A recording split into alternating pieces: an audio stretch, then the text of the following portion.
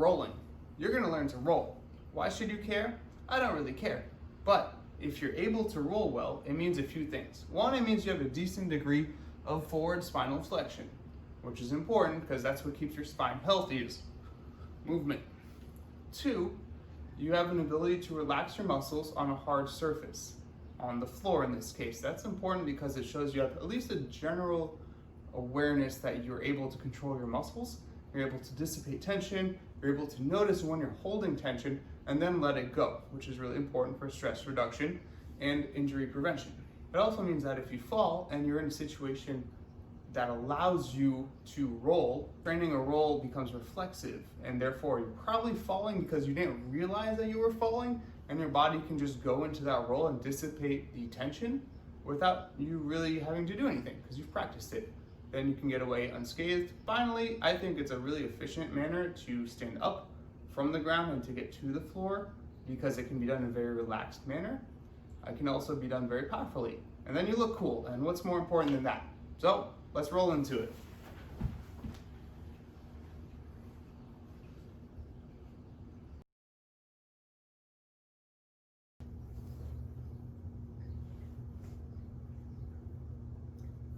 We're gonna start with back rolls. I found that with inexperienced people, they're less intimidating. They're easier to start with because at no point do you have to throw yourself onto the ground. We can do them while staying in contact with the floor the whole time. We'll start from seated. Your feet are on the floor. First thing you want to do is contract your low abs, which aren't really a thing, but it gives you a good mental image. So you're tightening those up.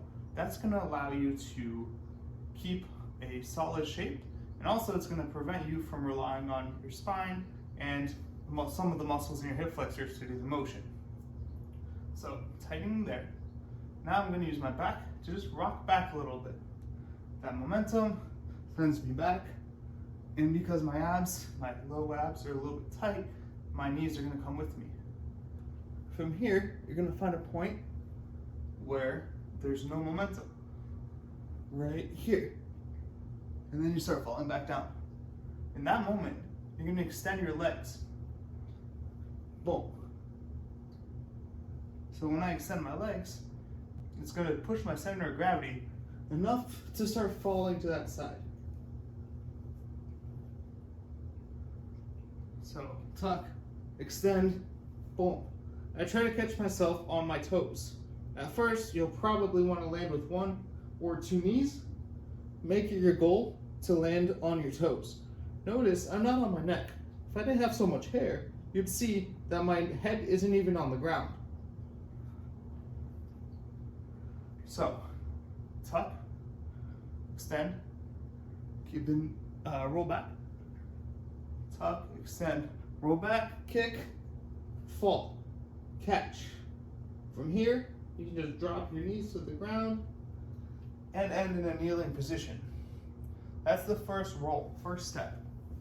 Do it backwards, one more time, from the same angle, feet are on the floor, low abs tuck, rock back, extend, allow my knees to touch. Notice I'm on my shoulder and both my hands are free. They don't need to be doing anything. This is basically your roll. From here you can continue and finish. From here you can kick right back, which is going to be your forward roll. You can stand up. And you can do a bunch of stuff. You can kick up.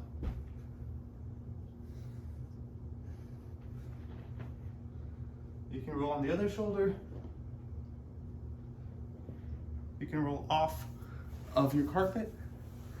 But that's the breakdown.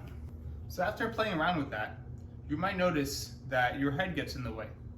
The method of rolling that I'd like to get into is one that doesn't rely on using your neck as support. So we always tend to roll a little bit diagonally as a result. You're gonna start rolling on one shoulder, and it's almost a diagonal roll across the other hip, just on your back.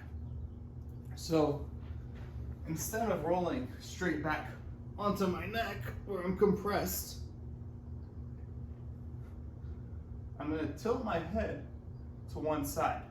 That's gonna be the opposite side of the shoulder you're rolling over. So if I'm rolling over my left shoulder, I'm tilting my head to the right. I'm gonna aim slightly diagonally so that I roll on the shoulder. So you notice my head is at an angle and I've got a lot of weight on the shoulder. The rest is on my foot. If I put the other foot down, I can more evenly distribute my weight. The thing I tend to see is when people go straight back, they complain about their neck. Like if you're doing like plow pose in yoga or something, people tend to put stress on their neck.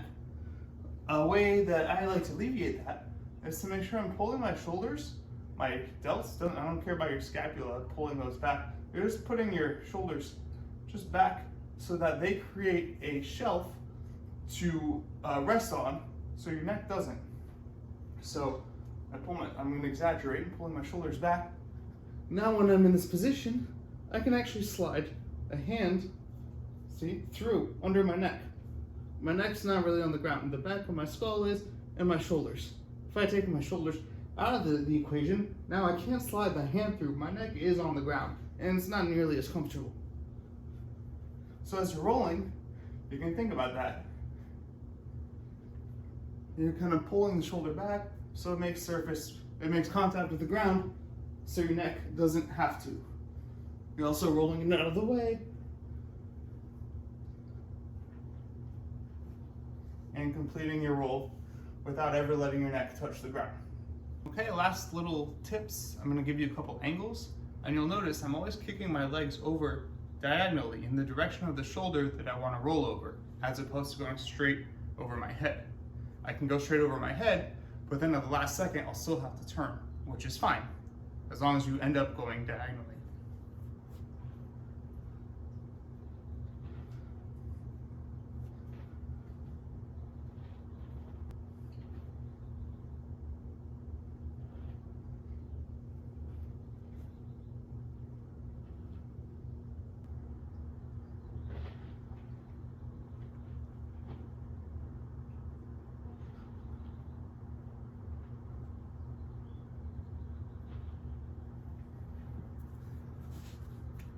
Good luck.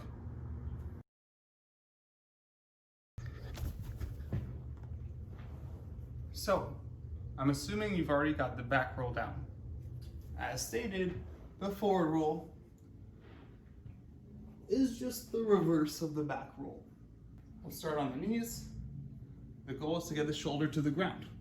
I'm going to use this other hand to post. This will help me balance. It's also a little bit more comfortable. I can support myself with it. From here, I come up to my toes. Now most of my weight is on this shoulder. The rest is in my legs. This hand posts, and I'm gonna kick this leg over. Now when I say kick, it's not a violent effort. It's really just a gentle guide, a lifting of this leg enough for my hips to pass that point of no return that we talked about. That kind of weightlessness, oh, now my weight is just past that line, it's just gonna fall. So it's very effortless. So shoulder, hand, lift, keep moving the legs until the hips just fall over and your legs follow because they're connected. So that back leg allows me to change the direction of the roll. So I like to roll forwards. Because I'm on my shoulder and I'm already rolling diagonally, I need a way to end up forwards. I'm going to use this leg, so the opposite leg, left shoulder, rolling on my left shoulder, and use the right leg to counter that. So I'll exaggerate. I'm going to keep this leg almost in an arc this way, and that's going to keep me going straight. Right? Almost like roll to my other shoulder before even completing the roll. Again, exaggeration, but that's the idea. If I don't do that, I'll end up going sideways. So I just fell, same mechanics, but now sideways because I didn't guide myself in the direction that I wanted to go. So if you can't get your shoulder to the ground first, intermediary step might be to get the elbow down first. I would recommend posting with your hand more in this case. Feet up, and now you have to drop to that shoulder. So start here, relaxed, drop to that shoulder, and then continue the roll. Finally, from standing, it's the exact same thing. You need to get your shoulder to the ground. So you could just roll, boom, just the shoulder. You could disperse it by using the length of your arm and your other hand to get more contact with the ground. And if I do it slow, it's the same thing. You can start standing, squat, make your way down, get a point of contact, whatever one you're comfortable with. Remember, you have to get that shoulder down. You can use this if you need to get the shoulder down. Now you're in the exact same position we've been in like 15 times so far. And you just complete the roll. There's a gentle push off, and there's a lift and guide with the opposite leg. So we want to be able to do it in a very relaxed manner, which means we have a lot of control, and we will also want to be able to do it in a very powerful manner in case we have to do it quickly. To catch your impact, there's a couple ways. If you have like a forward roll where you're really leaping forwards a lot, it's the same mechanics we just did. But if you forward roll where you have to go high and then come down, you would do the same thing, but you lower yourself to one shoulder. So up, lower, boom. I jumped up, I caught myself in both hands, lowered myself to the elbow, just like we've been doing up until now, and then the shoulder to the ground and roll forwards. So that's the forward roll.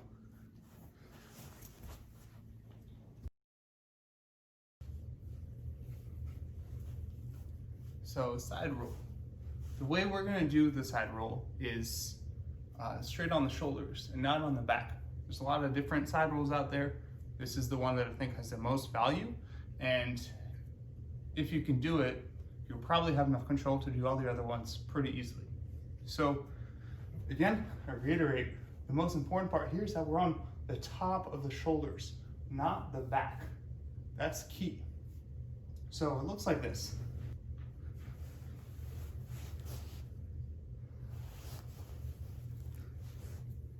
So if I break it down, the first part is almost just a fall. I'm gonna brace the fall with my elbow to add another layer of control. But I fall, if my mobility allows, I'm gonna walk my feet over in front of me. That's the way to have the most amount of control. So I start walking. Notice I'm tucking my chin and I'm keeping my weight forwards in front of me. As soon as you start to go this way, which I see a lot, you're not gonna finish the roll. It's not gonna be correct. So I stay tucked. I'm using my feet now to press my hips up. Again, my hips go straight up. They don't go back, they go up. They're staying in line with my torso and my shoulders. I can use this hand to post if I want, or if not, either way, I'm using my legs here and a little bit of my obliques to lift myself up. I'm, again, just like the back roll, purely on this shoulder. From here, I'm gonna use this arm to kind of give me a shelf to roll against, and I can just start walking my feet. This is the midpoint. Again, just like we talked about, my neck is not really on the ground. It is, but it's fine, because my shoulders are supporting me, not my neck. My hands are out in almost a straight line, and I can just keep walking along that line, using my legs and a little bit of my arm to control myself. If I go back the other way, I start with the fall. If I want to, I can either tuck this in, if I'm going to go a little bit faster, or if I want to go slower, post the elbow out. I'm staying forward in a ball shape. I'm using my feet to lift my hips up. I'm walking them over. I'm also using them to catch myself on the way down. So a little bit faster. And without the feet, hands under the thighs, behind the back, whatever you want. So if your mobility does not allow you to walk your feet the whole way throughout the roll, it's okay. You can do it without your feet. In that case, I caught myself with my foot after. Can also do it. In that case, I kind of use my arms, my elbow to catch myself. Right? I can tuck my hands in front. As long as I'm keeping my weight in this direction, forwards, I'm gonna be able to do the roll fine. As soon as my weight starts falling back this way, it's gonna put me on my back. And I can finish the roll that way. And it kind of looks similar, right? But that's not the same roll.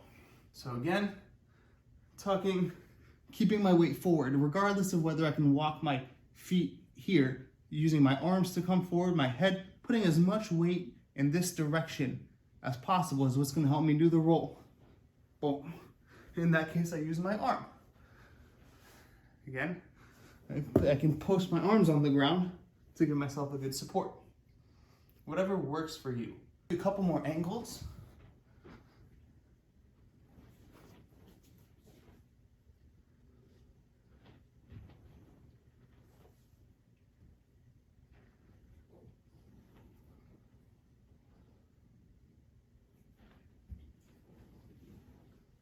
And finally, without the legs, same angle.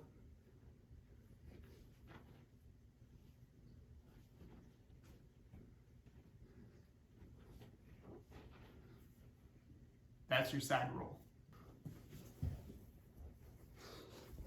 So this style of side roll is often used in martial arts as not necessarily as a method of just dispersing tension, but rather as a place you can attack, defend, or buy time from to get yourself into a more advantageous position. So part of the reason why we want to have the optimal amount of control is because from here, if I'm inverted, I want to be able to use as many of my limbs as possible to either attach to something, to attack, to whatever I want to do. I need to be able to eventually get myself into an advantageous position. If I'm on my back here, there's so much space here and I really can't reach my opponent with my feet. I don't have as much range with my hands. It's just, I don't have as much control here. Notice my breathing, I'm a little bit more compressed, so more labored. It's just not an advantageous position for that. However, if you want to disperse tension from a fall, it's totally fine to just go sideways on your back like that. As long as you're increasing the length of time that you're in contact with the floor and moving, you're going to be able to disperse the tension. So whether you fall sideways, whether you fall on your back, doesn't matter as long as you're dispersing the tension. And like I said before, if you are on your shoulders, it's a lot easier to use your feet to kind of navigate yourself, to catch yourself, to use more things to either prevent you from getting hurt or attacking or whatever it is that you're using this roll for. You have more options if you're on your shoulders. Practice.